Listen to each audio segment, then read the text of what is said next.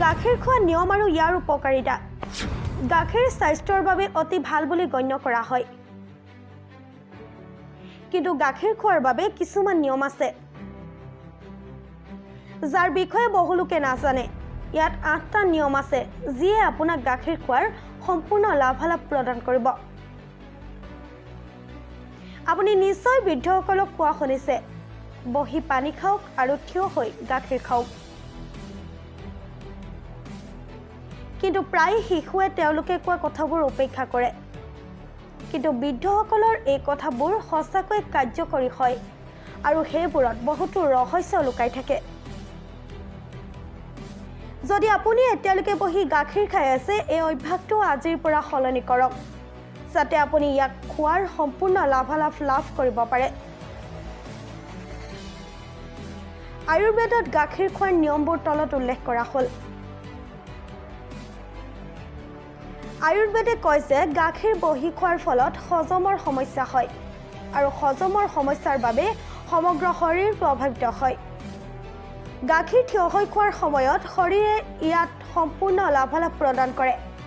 আৰু বাত পিত্ত আৰু কফ সন্তুলিত কৰে গাখীৰ থিয় হৈ খোৱাৰ আন বহুতো লাভালাভ আছে ই পেশী শক্তিশালী কৰে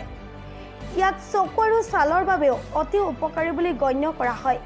আৰু হৃদৰোগ আৰু উচ্চ ৰক্তচাপৰ দৰে সমস্যা প্ৰতিহত কৰে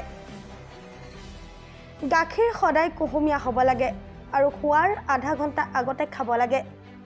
লগতে ইয়াত চেনি ব্যৱহাৰ কৰিব নালাগে যদি আপুনি বিচাৰে তেন্তে আপুনি ইয়াৰ সৈতে অলপ গুড় খাব পাৰে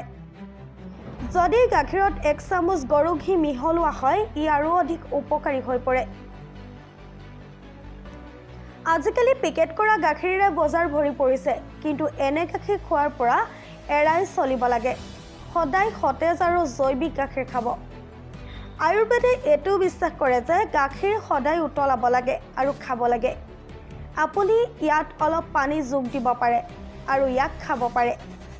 ই গাখীৰক পাতল আৰু হজম কৰাত সহায় কৰে গাখীৰৰ সম্পূৰ্ণ পুষ্টি ল'বলৈ আপুনি ইয়াক ৰাতি আহাৰৰ 2 ঘণ্টা পিছত আৰু শোৱাৰ আধা ঘণ্টা আগতে খাব গাখীৰ কেতিয়াও খাদ্যৰ সৈতে খাব নালাগে কিয়নো ই সোনকালে হজম নহয়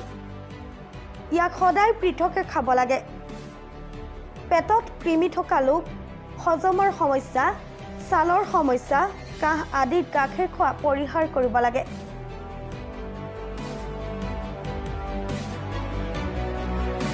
news desk report explorer Assam